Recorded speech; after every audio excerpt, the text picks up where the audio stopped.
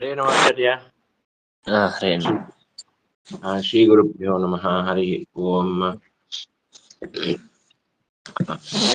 ಶ್ರೀಮದಾನಂದತೀರ್ಥಾಚಾರ್ಯ ಪರಮ ಗುರುಭ್ಯೋ ನಮಃ. ಶ್ರೀಮದಾನಂದತೀರ್ಥಾಚಾರ್ಯ ಗುರುಭ್ಯೋ ನಮೋ ನಮಃ. ಕೃಷ್ಣಂ ರಾಮಂ ನಾರಸಿಂಹಂ ವ್ಯಾಸಂ ನೃಪಾಕುರುನಪಿ ಜಗನ್ನಾಥಾಖ್ಯೆ ಕ್ರಿಯತೆ ಸೂತ್ರ ದೀಪಿಕಾ ಬ್ರಹ್ಮಂ ಮಂತ್ರರಿತಂ ಯೌನಂ ಸದಾ ಆನಂದತೀರ್ಥಂ ಭಜೇತಾಪತ್ಯಾಪಹಂ ಚಿತ್ರೇ ಪ್ರದೇಶ ಗಂಭೀರೆ ವಾಕ್ಯೈರ್ಮಾನೈರಖಂಡಿತೆ ಗುರುವಾಮ್ಯಂ ಜಯಂತಿ ಶ್ರೀ ಜಯತೀರ್ಥವಾಕ್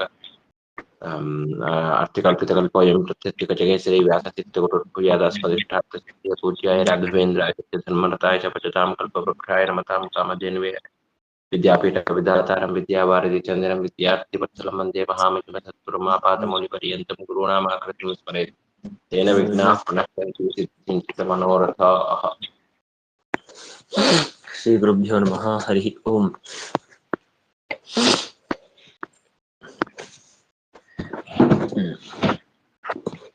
ಅತೃತ್ವಾಧಿಕರಣ ಈ ಪಾದದ ಎರಡನೇ ಅಧಿಕರಣ. ಓಂ ಅತ್ತಾ ಚರಾಚರ ಗ್ರಹಣಾತ್. ಓಂ ಓಂ ಅತ್ತಾ ಚರಾಚರ ಗ್ರಹಣಾತ್. ಓಂ. ಹಿಂದಿನ ಅಧಿಕರಣ ಸರ್ವಗತತ್ವಾಧಿಕರಣ. ಭಗವಂತನಿಗೆ ಸರ್ವಗತತ್ವವನ್ನು ಸಮರ್ಥನೆ ಮಾಡುವಂತಹ ಅಧಿಕರಣ. ಇದು ಅತೃತ್ವಾಧಿಕರಣ ಅಂತ ಈ ಅಧಿಕರಣದ್ದು. ಇಲ್ಲಿ ಭಗವಂತನ ಕ್ರಿಯೆಗೆ ನಿತ್ಯತ್ವವನ್ನು ಸಮರ್ಥನೆ ಮಾಡುವಂತಹ ಅಧಿಕರಣ ಈ ಅತೃತ್ವಾಧಿಕರಣ ಅಂತ ಅನ್ನೋದು. ಇಲ್ಲಿ ಎರಡು ಸೂತ್ರ, ಓಂ ಅತ್ತ ಚರಾಚರ ಗ್ರಹಣ, ಓಂ ಪ್ರಕರಣಾಚ ಅಂತ ಹೀಗೆ ಎರಡು ಸೂತ್ರ. ಇನ್ನ ಇಲ್ಲಿ ನಾವು ಈ ಸೂತ್ರಾರ್ಥ ವಿಚಾರ ಮಾಡುವಾಗ ಅತಿ ಸಂಕ್ಷೇಪ ಮಾಡ್ತೇವೆ, ಆದರೆ ಇದು ತುಂಬಾ ಕಠಿಣವಾದ ಅಧಿಕರಣ ಇದು, ಈ ಅತೃತ್ವಾಧಿಕರಣ. ಆಮೇಲೆ ಮುಂದೆ ಇನ್ನೊಂದು ಅಧಿಕರಣ ಬರುತ್ತೆ, ಅದೃಶ್ಯತ್ವಾಧಿಕರಣ ಅಂತ ಮತ್ತೊಂದು ಅಧಿಕರಣ ಬರುತ್ತೆ ಮುಂದೆ, ಸ್ವಲ್ಪ ಮುಂದೆ ಹೋದ್ಮೇಲೆ. ಅಂದ್ರೆ 21ನೇ ಸೂತ್ರ ಮುಂದೆ. ಹೀಗೆ ಈ ಒಂದು ಎರಡು ಅಧಿಕರಣ ನಮ್ ಗುರುಗಳು ಹೇಳ್ತಾ ಇರೋರು, ಈ ಕಬ್ಬಿನ ಕಡಲೆ ಅಂತ ಇರೋರು. ಕಬ್ಬಿನದ ಕಡಲೆ ತಿಂದ್ರೆ ಹೇಗಿರ್ಬೇಕು ಹಾಗೆ ಅಷ್ಟು ಕಠಿಣವಾದ ಅಧಿಕರಣ ಇದು. ಹಾಗಾಗಿ ಇಲ್ಲಿ ಈ ಅಧಿಕರಣದಲ್ಲಿ ವಿಷಯವಾಕ್ಯ ಯಾವುದು ಅಂತಂದ್ರೆ, ಅಲ್ಲೇ ಕೆಳಗಡೆ ಕೊಟ್ಟಿದ್ದಾರೆ ನೋಡ್ರಿ. ಸಯದ್ಯದೇವ ಅಸೃಜತ ತತ್ತತತ್ವಂ ಅಧ್ರಿಯತ ಸರ್ವಂ ವಾ ಅತ್ತೀತಿ ತದ್ ಅದಿತೇಹೇ ಅದಿತಿತ್ವಂ. ಇದು ಈ ಅಧಿಕರಣದ ವಿಷಯವಾಕ್ಯ. ಇಲ್ಲಿ ಈ ವಾಕ್ಯದ ಮೇಲ್ನೋಟಕ್ಕೆ ಅರ್ಥ ಏನು ಅಂತಂದ್ರೆ, ಸ ಯದ್ಯದೇವ ಅಸೃಜತ, ತಾನು ಭಗವಂತ ಏನೇನನ್ನು ಸೃಷ್ಟಿ ಮಾಡಿದನೋ ಆ ತಾನು ಸೃಷ್ಟಿ ಮಾಡದ ಎಷ್ಟೆಲ್ಲ ಸಮಗ್ರವಾದ ಬ್ರಹ್ಮಾಂಡ ಪದಾರ್ಥವಿದೆಯೋ ತತ್ತತತ್ವಂ ಅಧ್ರಿಯತ, ಅಂದ್ರೆ ಆ ತಾನು ಸೃಷ್ಟವಾದ ಪದಾರ್ಥಗಳನ್ನು, ಅದೆಲ್ಲ ಪದಾರ್ಥವನ್ನು ಕೂಡ ತಾನು ಭಗವಂತ ತಾನೇನು ಮಾಡಿದ ಅಧ್ರಿಯತ. ಅಧ್ರಿಯತ ಅಂತಂದ್ರೆ ತಿನ್ನಬೇಕು ಅಂತ ಮನಸ್ಸು ಮಾಡಿದ. ತಾನು ಎಷ್ಟು ಪದಾರ್ಥವನ್ನು ಸೃಷ್ಟಿ ಮಾಡಿದ ಅದೇ ಪದಾರ್ಥವನ್ನು ತಾನು ತಿನ್ನಬೇಕು ಎಂಬುದಾಗಿ ಅಧ್ರಿಯತ ಮನಸ್ಸನ್ನು ಮಾಡಿದ, ಎಲ್ಲವನ್ನು ನಾನು ಭೋಗ ಮಾಡಬೇಕು ಅಂತ. ಅಲ್ಲಿ ಮತ್ತೊಂದು ವ್ಯಾಖ್ಯಾನ ಮಾಡುವಾಗ ಇನ್ನೊಂದು ಶ್ರುತಿಯನ್ನು ಕೊಡ್ತಾರೆ. ಸತಯಾ ವಾಚ ತೇನ ಆತ್ಮ ಸೈದಂ ಸರ್ವಂ ಅಸೃಜತ ಅಂತ ಹೀಗೆ ಇನ್ನೊಂದು ಶ್ರುತಿ. ಅಂದ್ರೆ ಲಕ್ಷ್ಮೀದೇವಿಯ ಸಂಘದಿಂದಾಗಿ ಒಟ್ಟ ಬ್ರಹ್ಮಾಂಡವನ್ನು ಹಿಡ್ಕೊಂಡು ಏನೇನು ತಾನು ಪದಾರ್ಥ ಸೃಷ್ಟಿ ಮಾಡಿದನೋ ಆ ಎಲ್ಲಾ ಪದಾರ್ಥಗಳನ್ನು ತಿಂದ. ಅಂದ್ರೆ ಭಗವಂತ ತಾನು ಲಕ್ಷ್ಮೀದೇವಿ ಬಿಟ್ಟು ಸಮಗ್ರವಾದ ಬ್ರಹ್ಮಾಂಡವನ್ನು ಎಲ್ಲವನ್ನು ತಿನ್ನಬೇಕು ಅಂತ. ಹೇಗೆ ನಾವು ಅನ್ನವನ್ನು ತಿಂತೇವೆ ಹಾಗೆ ಸಮಗ್ರವಾದ ಬ್ರಹ್ಮಾಂಡವನ್ನು ತಿಂದು ಹಾಕಬೇಕು ಅಂತನ್ನೋದಕ್ಕಾಗಿ ಅಧ್ರಿಯತ. ಸರ್ವಂ ವಾ ಅತ್ತೀತಿ ತದ್ ಅತಿಥೇಹೇ ಅದಿತಿತ್ವಂ. ಮುಂದಿನ ವಾಕ್ಯ, ಸರ್ವಂ ವಾ ಅತ್ತೀತಿ ತದ್ ಅತಿಥೇಹೇ ಅದಿತಿತ್ವಂ. ಅಂತಹ ಸಮಗ್ರವಾದ ಬ್ರಹ್ಮಾಂಡವನ್ನು ತಿಂದು ಹಾಕಿದವನು ಯಾರು? ಅವನೇ ಅದಿತಿ. ಯಾಕೆ? ಗುರುಪ್ರಸನ್ನ ನಾವು ಕೆಲವು ದಿವಸ ಹಿಂದೆ ನಾವು ಉಪನಿಷತ್ ಭಾಷ್ಯದಲ್ಲಿ ಮಾಡಿದ್ದೀವಿ ನೋಡ್ರಿ. ಭಗವಂತನಿಗೆ ಅದಿತಿ ಅಂತ ಶಬ್ದ ಪ್ರತಿಪಾದ್ಯನಾಗಿದ್ದಾನೆ ಭಗವಂತ ಅಂತ. ಅದಿತಿ ಅಂದ್ರೆ ಯಾರು? ಕಶ್ಯಪರ ಹೆಂಡತಿಯಾದ ಅದಿತಿ ದೇವಿ, ದೇವಮಾತೆ, ಅವಳು ಅದಿತಿ ಅಂತ ಹೇಳ್ಬೇಕಾ? ಇಲ್ಲ ಭಗವಂತ ಅಂತ ನಾವು ವಿಚಾರ ಮಾಡ್ತಾ ಇರುವಾಗ ಆ ಕಶ್ಯಪರ ಹೆಂಡತಿ ಅದಿತಿ ಅವಳು ಇದ್ದೇ ಇದ್ದಾಳೆ ಅದಿತಿ ಅಂತ. ಆದ್ರೆ ಅದಕ್ಕಿಂತ ಮುಖ್ಯವಾಗಿ ಅದಿತಿ ಶಬ್ದ ವಾಚ್ಯನಾದವನು ಭಗವಂತನೇ. ಯಾಕೆಂದ್ರೆ ಅಧಭಕ್ಷಣೆ ಅಂತನ್ನುವ ಧಾತುವಿನ ವಿಚಾರ ಮಾಡಿ ನಾವು ಹಿಂದೆ ನಾವು ವ್ಯಾಖ್ಯಾನದಲ್ಲಿ ತಿಳಿದಿದ್ದೇವೆ ಪಾಠದಲ್ಲಿ. ಅಂದ್ರೆ ಸಮಗ್ರವಾದ ಬ್ರಹ್ಮಾಂಡವನ್ನು ತಿಂದು ಹಾಕುತ್ತಾನೆ ಅಂತ ಅನ್ನೋ ಕಾರಣಕ್ಕಾಗಿ ಭಗವಂತನಿಗೆ ಅದಿತಿ ಅಂತ ಕರೀತಾರೆ. ಇನ್ನ ಸ್ತ್ರೀ ಶಬ್ದದಿಂದಾಗಿ ಭಗವಂತ ವಾಚನಾದಲ್ಲ ಅಂತ ಕೇಳಿದ್ರೆ ಪುರುಷ, ಸ್ತ್ರೀ ಹಾಗೂ ನಪುಂಸಕ ಹೀಗೆ ಯಾವುದೇ ಶಬ್ದದಿಂದಲೂ ಕೂಡ ಸರ್ವೇಪಿ ಬ್ರಹ್ಮವಾಚಕಾಹ ಅಂತ ಇದ್ದದ್ದರಿಂದಾಗಿ ಎಲ್ಲಾ ಶಬ್ದದಿಂದಲೂ ವಾಚನಾದವನು ಭಗವಂತನೇ. ಹಾಗಾಗಿ ಅದಿತಿ ಅಂತನೋ ಶಬ್ದದಿಂದಲೂ ಮುಖ್ಯವಾಗಿ ವಾಚನಾದವನು ಭಗವಂತನೇ. ಹಾಗಾಗಿ ಸ ಯದ್ಯದೇವ ಅಸೃಜತ ತತ್ತತತ್ವಂ ಅಧ್ರಿಯತ ಸರ್ವಂ ವಾ ಅತ್ತೀತಿ ತದತಿತೇಹೇ ಅದಿತಿತ್ವಂ ಅಂತನೋದು ಇದು ನಿಮಗೆ ವಿಷಯವಾಕ್ಯ. ಇಲ್ಲಿ ವಿವಾದವಿದೆ. ನಮಗೆ ಭಾಷ್ಯದಲ್ಲಿ ಶ್ರೀಮದ್ ಆಚಾರ್ಯರು ಇದನ್ನು ಉದಾಹರಣೆಯನ್ನ ಕೊಡ್ತಾರೆ. ಆದರೆ ಕೆಲವು ಪೂರ್ವಪಕ್ಷಿಗಳು ಈ ಸೂತ್ರಕ್ಕೆ, ಈ ಅಧಿಕರಣಕ್ಕೆ ವಿಷಯ ವಾಕ್ಯವೇ ಅದು ಬೇರೆ ವಿಷಯ. ಇಲ್ಲಿ ನಮಗೆ ಸೂತ್ರಾರ್ಥಕ್ಕೆ ವಿಚಾರಕ್ಕೆ ಬರೋದಿಲ್ಲ. ಆದರೂ ಸುಮ್ಮನೆ ಸಂಕ್ಷೇಪವಾದ ಮಾಹಿತಿಗಾಗಿ ಹೇಳ್ತೇನೆ. ಈ ಅಧಿಕರಣದ ವಿಷಯ ವಾಕ್ಯ ಸ ಯದ್ಯದೇವ ಅಸೃಜತ ತತ್ತತತ್ವಂ ಅಧ್ರಿಯತ ಅಂತನ್ನುವುದಲ್ಲ, ಬೇರೆ ಒಂದು ವಾಕ್ಯವನ್ನು ಹೇಳ್ತಾರೆ. ಇದು ಈ ವಾಕ್ಯ ಅಂದ್ರೆ ನಾವು ಈಗ ವಿಚಾರ ಮಾಡ್ತಾ ಇರೋದು ಬೃಹದಾರಣ್ಯಕ ವಾಕ್ಯ. ಆದರೆ ಪೂರ್ವ ಪಕ್ಷಿಗಳು ಕೊಡುವ ವಾಕ್ಯ ಕಾಟಕೋಪನಿಷತ್ತಿನ ವಾಕ್ಯವನ್ನು ಕೊಡ್ತಾರೆ ಈ ಅಧಿಕರಣಕ್ಕೆ. ಯಸ್ಯ ಬ್ರಹ್ಮಚ ಕ್ಷತ್ರುಂಚ ಉಭೇ ಭವತ ಓದನಃ ಮೃತ್ಯುರು ಯಸ್ಯ ಉಪಸೇಚನಂ ಕೈತ್ಥಾವೇದ ಯತ್ರ ಸಹ ಅಂತ ಒಂದು ಬೇರೆ ಒಂದು ವಾಕ್ಯವನ್ನು ಕೊಡ್ತಾರೆ. ಅಂದ್ರೆ ಆ ವಾಕ್ಯದ ಮೇಲ್ನೋಟಕ್ಕೆ ಅರ್ಥ ಏನಂತಂದ್ರೆ, ಪರಮಾತ್ಮನ ಓದನ ಅಂತಂದ್ರೆ ಅನ್ನಸ್ಥಾನ, ಊಟ ಮಾಡುವಂತಹ ಏನು ಅನ್ನವಿದೆಯೋ ಆ ಅನ್ನ ಜಾಗದಲ್ಲಿ ಇದ್ದವ್ರು ಯಾರು ಅಂತಂದ್ರೆ ಬ್ರಹ್ಮಚ ಕ್ಷತ್ರಂಚ. ಬ್ರಹ್ಮಚ ಕ್ಷತ್ರಂಚ ಅಂದ್ರೆ ಬ್ರಾಹ್ಮಣ ಜಾತ್ಯಭಿಮಾನಿಗಳಾದಂತಹ ಅಧಿಪತಿಗಳಾದಂತಹ ಬ್ರಹ್ಮದೇವರು, ಕ್ಷತ್ರಂಚ ಕ್ಷತ್ರಿಯ ಜಾತ್ಯಧಿಪತಿಗಳಾದಂತಹ ವಾಯುದೇವರು, ಇವರಿಬ್ಬರು ಭಗವಂತನಿಗೆ ಅನ್ನಸ್ಥಾನ. ಅಂದ್ರೆ ಬ್ರಹ್ಮದೇವರು, ವಾಯುದೇವರು ಎಲ್ಲವರನ್ನು ನುಂಗಿ ಹಾಕುವವನು ಭಗವಂತ. ಆ ಅರ್ಥದಲ್ಲಿ ಉಭೇ ಭವತ ಓದನಃ, ನಾವು ಊಟ ಮಾಡುವ ಅನ್ನದಂತೆ ಇರುವಂಥವರು. ಆಮೇಲೆ ಮೃತ್ಯು ಯಮ, ಉಪಸೇಚನ ಅಂದ್ರೆ ನಾವು ಊಟ ಮಾಡ್ಬೇಕಂದ್ರೆ ಉಪ್ಪಿನಕಾಯಿ ಇರುತ್ತೆ ನೋಡ್ರಿ, ಹಾಗೆ ಉಪಸೇಚನ ಅಂದ್ರೆ ಅದಕ್ಕೆ ಸಹಾಯವಾಗಿ ಅನ್ನವನ್ನು ತಿನ್ನೋದಕ್ಕಾಗಿ ನಾವು ಬಾಡಿಸಿಕೊಳ್ಳುವಂತಹ ಏನು ಉಪ್ಪಿನಕಾಯಿ ಇತ್ಯಾದಿ ಪದಾರ್ಥವಿದೆಯೋ ಅದರ ಸ್ಥಾನದಲ್ಲಿದ್ದವರು ಯಮಧರ್ಮರಾಜರು. ಕೈಯಿತ್ತಾವೇದ ಹತ್ರ ಸಹ ಇಂತಹ ಭಗವಂತನನ್ನು ಯಾರು ತಾನೇ ತಿಳಿಯೋದಕ್ಕೆ ಸಾಧ್ಯ ಅಂತ ಹೀಗೆ ಕಾಟಕೋಪನಿಷತ್ತಿನಲ್ಲಿ ಈ ವಾಕ್ಯ ಬರುತ್ತೆ. ಇದನ್ನು ಏನಂತಾರೆ, ಭಗವಂತ ಸರ್ವ ಸಂಹಾರಕ, ಎಲ್ಲವನ್ನು ತಿಂದು ಹಾಕುವನು ಅಂತನೋ ಅರ್ಥದಲ್ಲಿ ಇದನ್ನು ಕೊಡ್ತಾರೆ. ಆದರೆ ಇದನ್ನು ಈ ವಾಕ್ಯದಲ್ಲಿ ಭಗವಂತ ಸರ್ವವನ್ನೂ ಭೋಗ ಮಾಡುವವನು, ಸರ್ವವನ್ನು ತಿನ್ನುವವನು ಅಂತನೋ ಪ್ರಮೇಯವೇ ಹೇಳಿಲ್ಲ ಅಂತ ಹೇಳಲ್ಲ, ಅವಶ್ಯವಾಗಿ ಹೇಳಿದ್ದಾರೆ. ಆದರೆ ಈ ಅಧಿಕರಣದ ವಿಷಯ ವಾಕ್ಯವೇ ಆಗಿ ಅದನ್ನು ಸ್ವೀಕಾರ ಮಾಡೋದಕ್ಕೆ ಬರಲ್ಲ ಅಂತ ನಮಗೆ ಸಮರ್ಥನೆ ಮಾಡಿ ಕೊಡ್ತಾರೆ. ಅದು 3-4 ಯುಕ್ತಿಯಿಂದ ಸಮರ್ಥನೆ ಮಾಡ್ತಾರೆ. ಅದು ಸ್ವಲ್ಪ ಬೇರೆ ವಿಷಯ ಆಗತ್ತೆ. ಒಟ್ಟು ಈ ಅಧಿಕರಣಕ್ಕೆ ವಿಷಯವಾಕ್ಯ ಯಾವುದು ನಾವು ಸ್ವೀಕಾರ ಮಾಡಬೇಕು, ಯಾವುದಲ್ಲ ಅಂತ ಅನ್ನೋದಕ್ಕಾಗಿ ನಾನು ಈ ಒಂದು ವಿವರಣೆ ಕೊಟ್ಟೆ. ಇರ್ಲಿ. ಹಾಗಾಗಿ ಅತ್ತಾಚರಾಚರ ಗ್ರಹಣಾತ್ ಅಂತನೋ ಸೂತ್ರ, ಅಲ್ಲಿ ಸ ಯದ್ಯದೇವ ಅಸೃಜತ ತತ್ತತತ್ವಂ ಅಧ್ರಿಯತ ಸರ್ವಂ ವಾ ಅತ್ತಿ ಇತಿ ತದ್ ಅದಿತೇಹೇ ಅದಿತಿತ್ವಂ, ಇದು ವಿಷಯವಾಕ್ಯ. ಇನ್ನ ಇಲ್ಲಿ ಈಗ ನಾವು ಸೂತ್ರ ಶಬ್ದಾರ್ಥ ವಿಚಾರ ಮಾಡೋದಾದ್ರೆ, ಅತ್ತ ಅತ್ತ ಅತ್ತ ಅಂದ್ರೆ ನಾವು ಕನ್ನಡದಲ್ಲಿ ಅಯ್ಯೋ ಇವನು ಅತ್ತ ಮಗ, ಹಾಗೆ ದೇವ್ರ ಅತ್ತ ಅತ್ತ ಅಂತ ನಾವು ಶಬ್ದಕ್ಕೆ ಅತೃ ಅತೃ ಅತೃ ಅಂತಂದ್ರೆ ನಾವು ಇಷ್ಟವರೆಗೆ ವಿಚಾರ ಮಾಡಿದಂತೆ ಅಧಭಕ್ಷಣೆ ಅಂದ್ರೆ ತಿಂದ. ಯಾರದು ತಿಂದೋರು? ಏನೋ ಒಂದು ಕಿಲೋ ಅನ್ನ ತಿಂದನ ಅಲ್ಲ.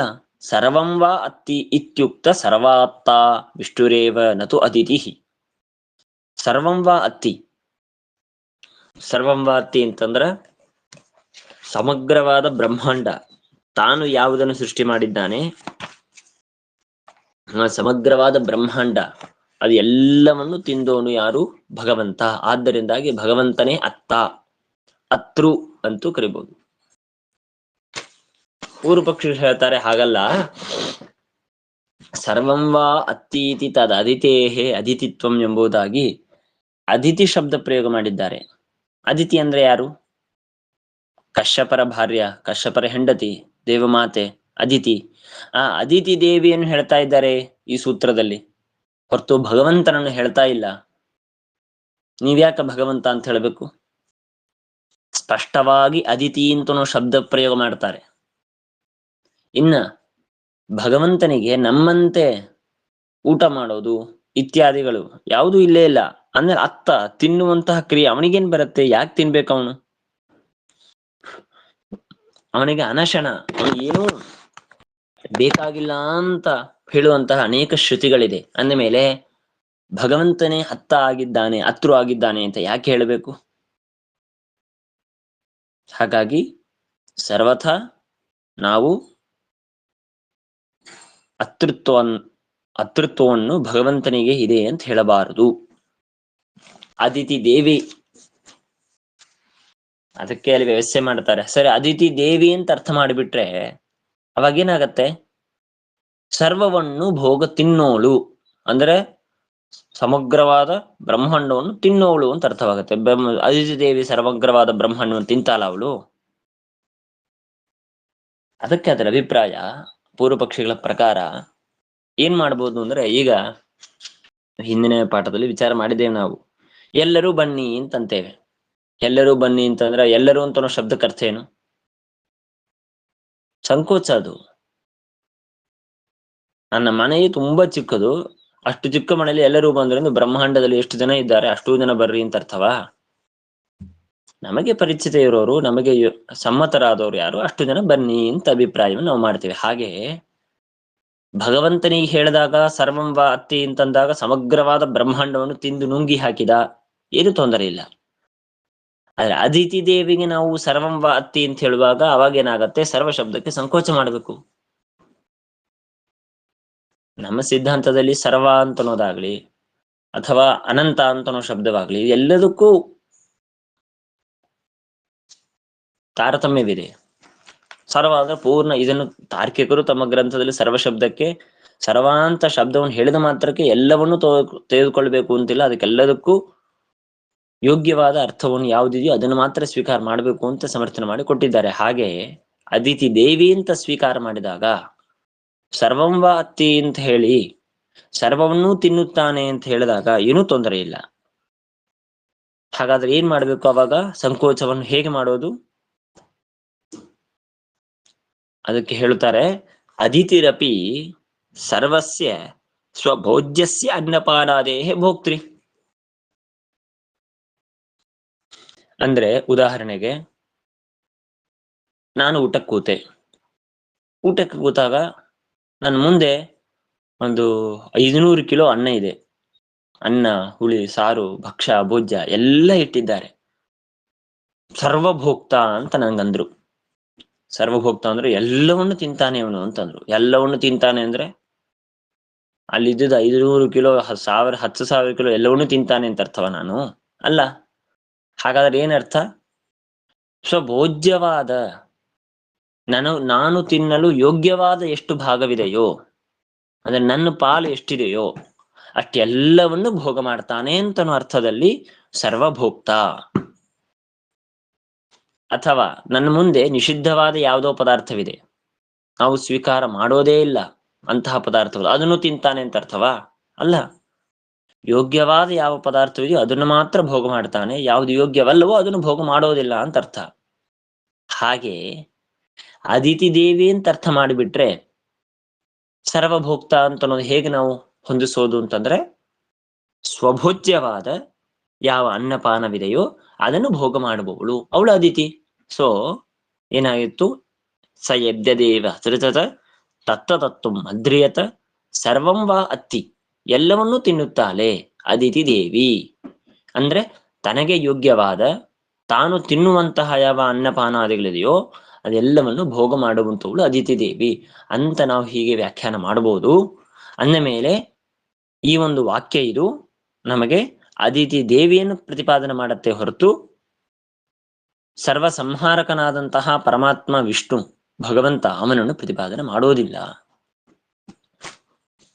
ಅಂತ ಪ್ರಧಾನವಾಗಿ ಪೂರ್ವಪಕ್ಷ. ಇನ್ನ ಇಲ್ಲಿ ಇನ್ನೊಂದು ಅಂಶವೇನಂತಂದ್ರೆ, ಮುಖ್ಯವಾಗಿ ಹಿಂದಿನ ನಾವು ಒಟ್ಟಾರೆ ಸೂತ್ರದ ಪ್ರಥಮಾಧ್ಯಾಯದ 2ನೇ ಸೂತ್ರದಲ್ಲಿ ಓಂ ಜನ್ಮಾದ್ಯಸ್ಯತಃ ಓಂ ಅಂತನೋ ಸೂತ್ರದ ವಿಚಾರ ಮಾಡಿದ್ದೇವೆ ನಾವು. ಆ ಸೂತ್ರದಲ್ಲಿ ಏನು ಸಿದ್ಧಾಂತ ಮಾಡಿದ್ದಾರೆ ಅದು ಸರಿಯಲ್ಲ ಅಂತಾಗತ್ತೆ ಈಗಿನ ಈ ಸೂತ್ರದ ಪೂರ್ವಪಕ್ಷದಲ್ಲಿ. 1ನೇ ಅಧ್ಯಾಯ 1ನೇ ಪಾದದ 2ನೇ ಸೂತ್ರವಾದ ಓಂ ಜನ್ಮಾದ್ಯಸ್ಯತಃ ಓಂ ಅಂತನೋ ಸೂತ್ರದಲ್ಲಿ ಅಲ್ಲೇನು ಸಿದ್ಧಾಂತ ಮಾಡಿದ್ದಾರೆ, ಭಗವಂತ ಜನ್ಮಾದ್ಯಷ್ಟಕರ್ತ, ತನ್ನ ಬಿಟ್ಟು ಸಮಗ್ರವಾದ ಬ್ರಹ್ಮಾಂಡಕ್ಕೆ ಸೃಷ್ಟಿ ಸ್ಥಿತಿ ಸಂಹಾರ ಜ್ಞಾನಾಜ್ಞಾನ ಬಂಧ ಮೋಕ್ಷಾದಿ ಹೀಗೆ ಜನ್ಮಾದ್ಯಷ್ಟಕಗಳನ್ನು ಜನ್ಮಾದಿ 8 ಏನೇನಿದೆಯೋ ಎಲ್ಲವನ್ನು ಕೊಡುವವನು ಭಗವಂತ ಅಂತಂದ್ರು. ಅದರಲ್ಲಿ ಒಂದು ಹೇಳಿದ್ರು ಸಂಹಾರಕರ್ತ ಅಂತಂದ್ರು. ಸಂಹಾರಕರ್ತ ಅಂದ್ರೆ ಸಮಗ್ರವಾದ ಬ್ರಹ್ಮಾಂಡವನ್ನು ನಾಶ ಮಾಡಿ ಹಾಕುವವನು, ಇದೊಂದು ಲಕ್ಷಣ ಪರಮಾತ್ಮಂದು ಅಂತ ಸಮರ್ಥನೆ ಮಾಡಿಕೊಟ್ಟಿದ್ದಾರೆ ಆ ಸೂತ್ರದಲ್ಲಿ. ಈಗ ಸ ಯದ್ಯದೇವ ಅಸೃಜತ ತತ್ತತತ್ವಂ ಅಧ್ರಿಯತ ಸರ್ವಂ ವಾ ಅತ್ತೀತಿ ತದದಿತೇಹೇ ಅದಿತಿತ್ವಂ ಅಂತನೋ ವಾಕ್ಯಕ್ಕೆ ಅದಿತಿ ದೇವಿ ಪ್ರತಿಪಾದ್ಯಲು ಅಂತ ಮಾಡಿಬಿಟ್ರೆ, ಆ ಸೂತ್ರದಲ್ಲಿ ಜನ್ಮಾದ್ಯಸ್ಯತಃ ಅಂತ ಸೂತ್ರದಲ್ಲಿ ಸಮರ್ಥನೆ ಮಾಡಿದ ಏನು ಸಿದ್ಧಾಂತವಿದೆ, ಸರ್ವ ಸಂಹಾರ ಕರ್ತೃತ್ವ ಅಂತ ಅನ್ನೋದು ಅದು ಭಗವಂತನಿಗೆ ಬರೋದಿಲ್ಲ ಅಂತಾಯ್ತು. ಯಾಕೆ? ಭಗವಂತ ಸರ್ವಭಕ್ಷಕ ಸರ್ವ ಸಂಹಾರಕ ಅಂತ ಹೇಳುವಂತಹ ವಾಕ್ಯ ಇದು ಅದಿತಿಯನ್ನು ಪ್ರತಿಪಾದನೆ ಮಾಡತ್ತೆ ಅಂತ ಆಗ್ಬಿಟ್ರೆ ಪರಮಾತ್ಮನಿಗೆ ಏನು ಸಿದ್ಧ ಆಗತ್ತೆ? ಪರಮಾತ್ಮನಿಗೆ ಸಿದ್ಧವಾಗಿಲ್ಲ ಅಂದ್ರೆ ಆ ಸೂತ್ರದಲ್ಲಿ ಹೇಳಿದ ಸರ್ವ ಸಂಹರ್ತೃತ್ವ ಇದು ಭಗವಂತನಿಗೆ ಹೋಯಿತು, ಭಗವಂತನಿಗೆ ಬರೋದಿಲ್ಲ ಅಂತ ಹೇಳ್ಬೇಕು. ಅಥವಾ ಇದು ಪರಮಾತ್ಮನ ಲಕ್ಷಣ ಅಲ್ಲ, ಆ ಸೂತ್ರದಲ್ಲಿ ಪರಮಾತ್ಮನ ಲಕ್ಷಣ ಅಂತ ಹೇಳಿದ್ದಾರೆ, ಆದರೆ ಇದು ಪರಮಾತ್ಮನ ಲಕ್ಷಣ ಅಲ್ಲ, ಇದು ಬೇರೆ ಕಡೆ ಬರ್ತಾ ಇದೆ ಅಲ್ಲ, ಬೇರೆ ಕಡೆ ಬರ್ತಾ ಇದೆ, ಅದಿತಿ ದೇವಿಯಲ್ಲಿ ಬರ್ತಾ ಇದೆ. ಹಾಗಾಗಿ ಇದು ಪರಮಾತ್ಮನ ಲಕ್ಷಣವೇ ಅಲ್ಲ ಅಂತ ಆಗಲಿ ಅಂತ ಇಷ್ಟು ಅತಿ ಸಂಕ್ಷೇಪವಾದ, ಇಲ್ಲಿ ಸುಮಾರು ದೊಡ್ಡ ಇದರ ಮೇಲೆ ಪೂರ್ವಪಕ್ಷಗಳು ಯುಕ್ತಿ ಅನೇಕವಿದೆ, ಸಂಕ್ಷೇಪವಾಗಿ ಇಷ್ಟು ನಾವು ತಿಳ್ಕೊಳ್ಬಹುದು. ಹೀಗೆ ಇದಕ್ಕೆ ಪ್ರಧಾನವಾಗಿ ಪೂರ್ವಪಕ್ಷ ಬಂತು. ಆ ಪೂರ್ವಪಕ್ಷ ಬಂದರೆ ಅದಕ್ಕೆ ಸಮರ್ಥನೆ ಮಾಡುವುದಕ್ಕಾಗಿ ಓಂ ಅತ್ತಾ ಚರಾಚರ ಗ್ರಹಣಾತ್ ಅಂತ ಹೇಳಿ ಚರಾಚರ ಗ್ರಹಣಾತ್ ಅಂತ ಉತ್ತರವನ್ನು ಕೊಡ್ತಾರೆ. ಏನು ಇಲ್ಲಿ ವಾಕ್ಯದಲ್ಲಿ ಇತ್ಯುಕ್ತ ಸರ್ವಾತ್ತ ವಿಷ್ಣುರೇವ ನತು ಅದಿತಿ, ಇಲ್ಲಿ ಹೇಳಲ್ಪಟ್ಟ ಸರ್ವ ಅತೃತ್ವ ಅಂತ ಅನ್ನೋದೇನಿದೆಯೋ ಇದು ಪರಮಾತ್ಮನಿಗೇನೆ ಬರುತ್ತೆ ಹೊರತು ಅದಿತಿಗೆ ಬರೋದಿಲ್ಲ. ಕುತಃ ಸರ್ವ ಅತೃತ್ವ ಅದು ಅದಿತಿಗೆ ಯಾಕೆ ಬರೋದಿಲ್ಲ, ಪರಮಾತ್ಮನನ್ನಿಗೆ ಬರುತ್ತೆ ಅಂತ ಯಾಕೆ ಸ್ವೀಕಾರ ಮಾಡಬೇಕು?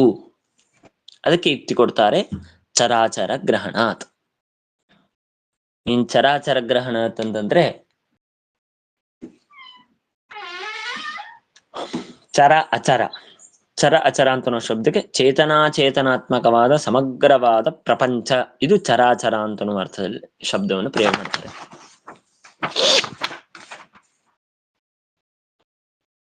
ಚರಾಚರಸ್ಯ ಚೇತನಾತ್ಮಕ ಪ್ರಪಂಚಸ್ಯ ಚರಾಚರಾತ್ಮಕಸ್ಯ ಅಂತನೋ ಶಬ್ದಕ್ಕೆ ಅರ್ಥ ಬರೆದರು. ಚರಾಚರಸ್ಯ ಅಂತನೋ ಶಬ್ದಕ್ಕೆ ಚೇತನಾತ್ಮಕವಾದ ಸಮಗ್ರವಾದ ಪ್ರಪಂಚವನ್ನು ಭೋಗ ಮಾಡುವವನು. ಆದರೆ ಅದಿತಿ ದೇವಿ ಅಂತ ಹೇಳುವಾಗ ನೀವೇನ್ ಮಾಡಿದ್ರಿ? ಸರ್ವವನ್ನು ಭೋಗ ಮಾಡ್ತಾಳೆ. ಸರ್ವಭೋಗ ಅಂದ್ರೆ ತನಗೆ ಭೋಗ ಮಾಡೋದಕ್ಕೆ ಎಷ್ಟು ಸಾಧ್ಯವೋ ಅಷ್ಟೆಲ್ಲ ಪದಾರ್ಥಗಳನ್ನು ಭೋಗ ಮಾಡ್ತಾಳೆ. ಹಾಗಾಗಿ ಅವಳು ಅದಿತಿ. ಅವಳು ಅತ್ತ ಅಂತ ಅನ್ನೋ ಶಬ್ದದಿಂದ ವಾಚ್ಯಲಾಗಿದ್ದಾಳೆ ಅಂತೇನೋ ಹೀಗೇನೋ ಸಂಕೋಚ ಮಾಡಿದ್ರಿ. ಸಂಕೋಚ ಮಾಡ್ಬೇಕಾಗತ್ತೆ. ಮುಖ್ಯ ಅಮುಖ್ಯ ಅಂತ ಇರತ್ತೆ. ಒಂದು ಶಬ್ದಕ್ಕೆ ಮುಖ್ಯವಾದ ಅರ್ಥ ಇರುವಾಗ ಅಮುಖ್ಯವಾದ ಅರ್ಥವನ್ನು ಯಾಕೆ ಸ್ವೀಕಾರ ಮಾಡಬೇಕು? ಎಲ್ಲವನ್ನು ತಿಂದನು, ಎಲ್ಲವನ್ನು ತಿಂದನು ಅಂತ ಹೇಳುವಾಗ, ಭಗವಂತನ ಹೇಳುವಾಗ ತನ್ನನ್ನು ಬಿಟ್ಟು ಸಮಗ್ರವಾದ ಬ್ರಹ್ಮಾಂಡ ಎಲ್ಲವನ್ನು ನುಂಗಿ ಹಾಕಿದನು ಅಂತ ಅರ್ಥ ಬರುತ್ತೆ. ಅವಾಗ ಏನಾಗತ್ತೆ? ಎಲ್ಲವನ್ನು ತಿಂದ, ಈ ಶಬ್ದಕ್ಕೆ ಮುಖ್ಯವಾದ ಅರ್ಥವನ್ನು ಸ್ವೀಕಾರ ಮಾಡಿದಂತೆ ಆಗತ್ತೆ. ಆದರೆ ಅದಿತಿ ದೇವಿ ಅಂತ ಸ್ವೀಕಾರ ಮಾಡಿದಾಗ ಅವಳು ಎಲ್ಲವನ್ನು ತಿಂದಲು ಅಂತ ಅನ್ನೋ ಶಬ್ದಕ್ಕೆ, ಆ ಎಲ್ಲವನ್ನೂ ಸರ್ವ ಅಂತ ಅನ್ನೋ ಶಬ್ದಕ್ಕೆ ಏನ್ ಅರ್ಥ ಮಾಡಬೇಕಾಗತ್ತೆ? ಸರ್ವ ಅಂದ್ರೆ ಸರ್ವ ಅಂತಲ್ಲ, ತನಗೆ ಯೋಗ್ಯವಾದ ಸರ್ವ ಯಾವುದು ಅಷ್ಟೆಲ್ಲವನ್ನು ತಿಂದಲು ಅಂದ್ರೆ ಇದು ಅಮುಖ್ಯವಾದ ಅರ್ಥವಾಯ್ತಲ್ಲ. ಏನೋ ಒಂದು ಸಂಕೋಚ ಮಾಡಿ ಅರ್ಥವನ್ನು ಸ್ವೀಕಾರ ಮಾಡ್ಬೇಕಾಗಿತ್ತಲ್ಲ. ಇದು ಪರಮಾತ್ಮನಿಗೆ ಮಾಡಿದಾಗ ಬೇಕಾಗಿಲ್ಲ. ಸರ್ವವನ್ನು ತಿನ್ನ ಅಂದ್ರೆ ಸರ್ವವನ್ನೇ ತಿಂತಾನೆ. ಹಾಗಾಗಿ ಚರಾಚರ ಗ್ರಹಣದಿಂದಾಗಿ ಸರ್ವಂ ಇತಿ ಶ್ರುತೌ,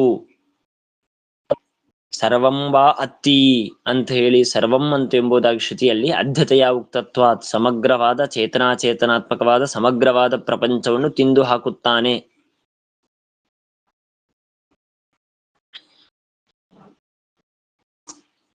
ಹಾಗಾದರೆ ಇಲ್ಲಿ ಒಂದು ಸಮಸ್ಯೆ ಬರುತ್ತೆ. ಭಗವಂತನಿಗೆ ನಮ್ಮಂತೆ ಅಶನ ತಿನ್ನುವಂತಹದ್ದು, ಹಸಿವೆ, ಊಟ ಇಂಥದ್ದು ಯಾವುದು ಇಲ್ಲ ಅಂತ ಶ್ರುತಿಗಳು ನಮಗೆ ಸಮರ್ಥನೆ ಮಾಡಿಕೊಡುತ್ತೆ. ಅದಕ್ಕೇನ್ ಅರ್ಥ ಮಾಡ್ಬೇಕು ಹಾಗಾದ್ರೆ? ಭಗವಂತನಿಗೆ ನಮ್ಮಂತೆ ಭೋಗ ಇಲ್ಲ ಅಂತ ಸಮರ್ಥನೆ ಮಾಡುವ ಅನೇಕ ಶ್ರುತಿಗಳಿವೆ. ಅದಕ್ಕೆಲ್ಲ ಏನ್ ಅರ್ಥ ಮಾಡಬೇಕು? ಅದಕ್ಕೆ ವ್ಯಾಖ್ಯಾನದಲ್ಲಿ ತಿಳಿಸುವಂತೆ, ಅಶುಭ ಫಲದಿಂದಾಗಿ ಬರುವಂತಹ ಏನು ಭೋಗವಿದೆಯೋ, ಅದೇ ಮುಂದಿನ ಗುಹಾಧಿಕರಣ ಅಂತ ಬರುತ್ತೆ, ಅಧಿಕರಣದಲ್ಲ ಸಮರ್ಥನೆ ಮಾಡಿ ಕೊಡ್ತಾರೆ. ಶುಭಂ ಪಿಬತ್ಯಸೋ ನಿತ್ಯಂ ನಾಶುಭಂ ಸ ಹರಿಪಿಬೇತ ಅಂತ ಬ್ರಹ್ಮಸೂತ್ರ ಭಾಷ್ಯದ ಪ್ರಮಾಣವನ್ನು ಕೊಡ್ತಾರೆ. ಅಂದ್ರೆ ಭಗವಂತ ಜೀವ ಮಾಡುವಂತಹ ಯಾವ ಶುಭ ಕರ್ಮವಿದೆಯೋ ಜೀವನಲ್ಲಿದ್ದು ಸರ್ವವನ್ನು ಭೋಗ ಮಾಡುವವನು. ಆ ಜೀವನಲ್ಲಿದ್ದು ಭೋಗವನ್ನು ಮಾಡುವಾಗ ಭಗವಂತ ಶುಭ ಕರ್ಮದ ಭೋಗವನ್ನು ಮಾತ್ರ ಮಾಡ್ತಾನೆ ಹೊರತು ಅಶುಭ ಕರ್ಮದ ಭೋಗವನ್ನು ಸರ್ವತಾ ಮಾಡೋದೇ ಇಲ್ಲ. ಹೀಗೆ ಅಶುಭ ಫಲವನ್ನು ಭೋಗ ಮಾಡೋದಿಲ್ಲ ಅಂತನೋ ಅರ್ಥದಲ್ಲಿ ಭಗವಂತನಿಗೆ ಭೋಗ ಇಲ್ಲ ಅಂತ ಹೇಳ್ತಾರೆ ಹೊರತು ಭೋಗವೇ ಇಲ್ಲ ಅಂತನೋ ಅರ್ಥದಲ್ಲಿ ಭೋಗ ಇಲ್ಲ ಅಂತ ಹೇಳಿಲ್ಲ. ಇರಲಿ, ಹಾಗಾಗಿ ಅದು ಬೇರೆ ವಿಷಯ. ಹಾಗಾಗಿ ಸರ್ವಭೋಗ ಅಂತಂದ್ರೆ ಸರ್ವವನ್ನೂ ಭೋಗ ಮಾಡ್ತಾನೆ ಅಂದ್ರೆ ನಿಜವಾಗ್ಲೂ ಒಂದರ್ಥದಲ್ಲಿ ಸರ್ವವನ್ನೂ ಭೋಗ ಮಾಡುವವನು ಭಗವಂತನೇ ಹೊರತು ಅದಿತಿ ದೇವಿ ಅಲ್ಲ. ಹಾಗಾಗಿ ಸರ್ವ ಅತೃತ್ವ, ಈ ಅದನ್ನ ತಿನ್ನುವಂತಹ ಏನು ಕ್ರಿಯೆ ಇದೆ ಇದು ಪರಮಾತ್ಮನಿಗೆ ಇದೆ ಅಂತ ಸಮರ್ಥನೆ ಮಾಡುವುದಕ್ಕಾಗಿ, ಹಾಗೂ ಆ ಕ್ರಿಯೆ ಇದು ನಿತ್ಯವಾದ ಕ್ರಿಯೆ. ಅದು ನಿತ್ಯ ಹೇಗೆ? ಬಹಳ ದೊಡ್ಡ ವಿಚಾರ. ಈ ಅಧಿಕರಣದ ಇಲ್ಲೇನು ಸೂತ್ರಾರ್ಥ ವಿಚಾರ ಮಾಡುವ ಅದು ಅಂದ್ರೆ ಬೇಕಾಗಿಲ್ಲ, ಅದನ್ನ ಮಾಡೋದಕ್ಕೂ ಸಾಧ್ಯವಿಲ್ಲ, ಬಹಳ ದೊಡ್ಡದದು. ಹಾಗಾಗಿ ಪ್ರಧಾನವಾಗಿ ಇಂತಹ ಒಂದು ಅಧನ ಕ್ರಿಯೆಯನ್ನು, ಸರ್ವವನ್ನು ತಾನು ಅನ್ನ ರೂಪವಾಗಿ ತಾನು ಭೋಗ ಮಾಡ್ತಾನೆ, ಈ ಏನೊಂದು ಕ್ರಿಯೆಯನ್ನು ಭಗವಂತ ಮಾಡ್ತಾನೆ, ಈ ಕ್ರಿಯೆ ಇದು ನಿತ್ಯವಾಗಿದೆ, ಅನಿತ್ಯವಲ್ಲ ಅಂತ ಸಮರ್ಥನೆ ಮಾಡುವುದಕ್ಕಾಗಿ ಈ ಅರ್ಥಾಚರಾಚರ ಗ್ರಹಣ ಅಂತರುವ ಈ ಸೂತ್ರದ ಈ ಅಧಿಕರಣವನ್ನು ಬಳಸ್ಕೊಳ್ತಾರೆ. ಇಲ್ಲಿ ಮತ್ತೊಂದು ಸಣ್ಣ ವಿಚಾರ, ಇಲ್ಲಿ ಸೂತ್ರದಲ್ಲಿ ಒಂದು ಸಣ್ಣ ಪ್ರಶ್ನೆ ಏನಂದ್ರೆ ಅದನ್ನು ಹೇಳಿ ಮುಗಿಸೋಣ. ಚರಾಚರ ಗ್ರಹಣ ಅಂತಂದ್ರು, ಅತ್ತ ಚರಾಚರ ಗ್ರಹಣ, ಚರಾಚರ ಗ್ರಹಣ ಅಂತ ಯಾಕೆ ಹೇಳ್ಬೇಕು? ಸರ್ವಗ್ರಹಣ ಅಂತ ಹೇಳ್ಬಿಡಿ. ಶ್ರುತಿ ಏನಿದೆ? ಸರ್ವಂ ವಾ ಅತ್ತೀತಿ ತದ ಅದಿತೇಹೇ ಅದಿತಿತ್ವಂ ಅಂತ ಶ್ರುತಿ ಇದೆ. ಆ ಶ್ರುತಿಯಲ್ಲಿ ಸರ್ವ ಅಂತ ಶಬ್ದ ಸೇರಿಸಿದ್ದಾರಲ್ಲ, ಹಾಗೆ ಅತ್ತ ಸರ್ವಗ್ರಹಣ, ಸರ್ವ ಅಂತ ಅನ್ನೋ ಶಬ್ದವನ್ನು ಹೇಳ್ಬಿಡಿ. ಸರ್ವ ಶಬ್ದವನ್ನು ಬಿಟ್ಟು ಚರಾಚರ ಅಂತ ಯಾಕೆ ಹೇಳಬೇಕು? ಇನ್ನ ಎಲ್ಲಾ ಕಡೆಗೆ ಸೂತ್ರದ ನಾವು ಇಷ್ಟವರೆಗೆ ವಿಚಾರ ಮಾಡಿದ ಸೂತ್ರದಲ್ಲೇನೆ ಯಾಕೆ ಸೂತ್ರದಲ್ಲಿ ಈ ಶಬ್ದ ಇಡ್ತಾ ಇದ್ರಿ, ಬೇರೆ ಶಬ್ದ ಇಡಬೇಕಾಗಿತ್ತು ಅಂತ ಕೇಳಿದಾಗ ಅವಾಗ ಏನಂದ್ರು, ಎಲ್ಲಾ ಕಡೆಗೆ ಶ್ರುತ್ಯನುಗಮಾತ್ ಅಂತಾರೆ. ವೇದದಲ್ಲಿ ಏನು ಶಬ್ದವಿದೆಯೋ ಅದೇ ಶಬ್ದವನ್ನು ನೋಡಿಕೊಂಡು ಅದರಂತೆ ಶಬ್ದವನ್ನು ಜೋಡಿಸ್ತಾ ಹೋಗೋದು. ಏನಂತಾರ, ಬ್ರಹ್ಮ ಜಿಜ್ಞಾಸ. ಜಿಜ್ಞಾಸ ಶಬ್ದ ಯಾಕೆ ಹೇಳಿದ್ರಿ? ವಿಚಾರ ಅಂತ ಶಬ್ದ ಯಾಕೆ ಹೇಳಿಲ್ಲ? ಹೀಗೆ ಅನೇಕ ವಿಚಾರಗಳು ಶ್ರುತಿಯಲ್ಲಿ ತದ್ವಿಜಿಜ್ಞಾಸಸ್ವ ತದ್ ಬ್ರಹ್ಮ ಇತ್ಯಾದಿಯಾಗಿ ಒಂದು ಶಬ್ದವಿರತ್ತೆ, ಅದನ್ನು ನಾವು ಅನುಗಮವಾಗಿ ಅದೇ ಶಬ್ದವನ್ನಿಟ್ಟು ಸೂತ್ರದಲ್ಲಿ ಸೂತ್ರಕಾರ ಮಾಡ್ತಾರೆ. ಹಾಗೆ ಈ ಸೂತ್ರದಲ್ಲೂ ಅತ್ತ ಸರ್ವಗ್ರಹಣ. ಯಾಕೆ ಸರ್ವ ಅಂತನೋ ಶಬ್ದ ಶ್ರುತಿಯಲ್ಲಿದೆ, ಅದೇ ಶಬ್ದವನ್ನು ಇಟ್ಟು ನೀವು ಸೂತ್ರ ರಚನೆ ಮಾಡಬಹುದಾಗಿತ್ತಲ್ಲ ವೇದವ್ಯಾಸದೇವರೇ? ಸರಿಯಾದ ಪ್ರಶ್ನೆ. ಎಲ್ಲಾ ಕಡೆ ಹಾಗೆ ಮಾಡ್ತಾ ಬಂದಿದ್ದಾರೆ, ಇಲ್ಲಿ ವ್ಯತ್ಯಾಸ ಮಾಡ್ತಾ ಇದ್ದಾರೆ, ಹಾಗಾಗಿ ಪ್ರಶ್ನೆ ಬರುತ್ತೆ. ಆದರೆ ಸೂತ್ರಕಾರರು ವೇದವ್ಯಾಸದೇವರು ಸೂತ್ರದಲ್ಲಿ ಸರ್ವ ಶಬ್ದವನ್ನು ಬಿಟ್ಟು ಚರಾಚರ ಅಂತನೋ ಶಬ್ದವನ್ನು ಸ್ವೀಕಾರ ಮಾಡಿದ್ದಕ್ಕೆ ಮುಖ್ಯವಾದ ಕಾರಣವೇನು ಅಂತಂದ್ರೆ, ಒಂದು ವೇಳೆ ಸರ್ವಾಂತ ಇಟ್ಟು ಬಿಟ್ಟಿದ್ದರೆ ಸೂತ್ರದಲ್ಲಿ, ಅವಾಗ ನಾವು ಅದಿತಿ ದೇವಿ ಅಂತ ಅರ್ಥ ಮಾಡುವಾಗ ಆ ಸರ್ವ ಶಬ್ದಕ್ಕೆ ಸಂಕೋಚವನ್ನು ಮಾಡಿಕೊಂಡು ಅವಳು ಭೋಗ ಮಾಡ್ತಾಳೆ ಸರ್ವವನ್ನು. ಸ್ವಭೋಜ್ಯವಾದ ತನಗೆ ಯೋಗ್ಯವಾದ ಏನೊಂದು ಪದಾರ್ಥಗಳಿದೆಯೋ ಅದನ್ನು ಭೋಗ ಮಾಡ್ತಾಳೆ. ಹಾಗಾಗಿ ಅದಿತಿ ದೇವಿಯನ್ನು ಹೇಳ್ತಾ ಇದೆ ಈ ಸೂತ್ರ. ಅತೃತ್ವ ರೂಪವಾದ ಕ್ರಿಯೆ ಅದಿತಿ ದೇವಿಗಿದೆ ಅಂತ ಹೇಳ್ತಾ ಇದ್ದಾರೆ ಅಂತ ಅರ್ಥ ಮಾಡಿಕೊಳ್ಳುವ ಒಂದು ಸಂಭಾವನೆ ಇದೆ, ಸರಳವಾಗಿ ಅರ್ಥ ಮಾಡಿಕೊಳ್ಬಹುದು. ಆದರೆ ಸರ್ವ ಶಬ್ದದ ಅಭಿಪ್ರಾಯವನ್ನು ಸರಿಯಾಗಿ ತಿಳಿಸಬೇಕು ಅಂತ ಅನ್ನೋದಕ್ಕಾಗಿ, ಹಾಗೂ ಅದಿತಿ ದೇವಿಯನ್ನು ಸ್ವೀಕಾರ ಮಾಡಬಾರದು ಅಂತ ಅನ್ನೋದಕ್ಕಾಗಿ ಸರ್ವಾಂತನೋ ಶಬ್ದವನ್ನು ಕಿತ್ತಿ ಹಾಕಿ ಚರಾಚರ ಅಂತನೋ ಶಬ್ದವನ್ನು ಹಾಕಿದ್ದಾರೆ ಸೂತ್ರಕಾರರು. ಅವಾಗೇನಾಗತ್ತೆ, ಚರಾಚರ ಅಂತಂದಾಗ ಸಮಗ್ರವಾದ ಬ್ರಹ್ಮಾಂಡ ಅಂತ ಅರ್ಥ ಬರುತ್ತೆ. ಚರಾಚರ ಅಂತಂದ್ಮೇಲೆ ಸಂಕೋಚ ಮಾಡೋದಕ್ಕೆ ಬರೋಲ್ಲ. ಅಂದ್ರೆ ಉದಾಹರಣೆಗೆ ನಮ್ಮ ಮನೆಗೆ ಎಲ್ಲರೂ ಬನ್ನಿ ಅಂತ ಹೇಳಿದಾಗ ಆಗ ಎಲ್ಲರೂ ಬನ್ನಿ ಅಂತ ಶಬ್ದಕ್ಕೆ ಸಂಕೋಚ ಮಾಡಬಹುದು.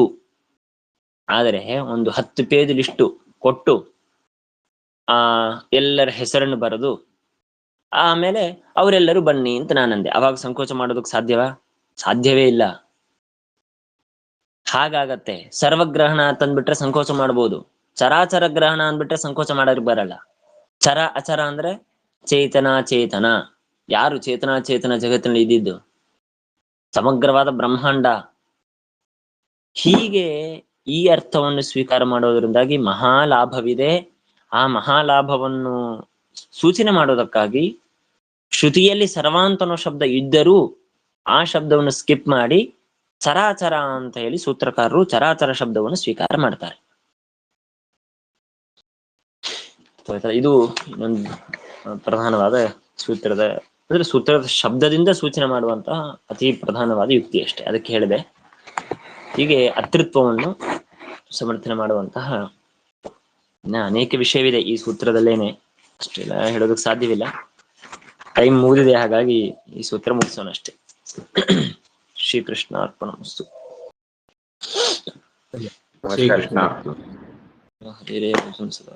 ನಮಸ್ಕಾರ ಆಚಾರ್ಯ. ನಮಸ್ಕಾರ ಆಚಾರ್ಯ, ಧನ್ಯವಾದ.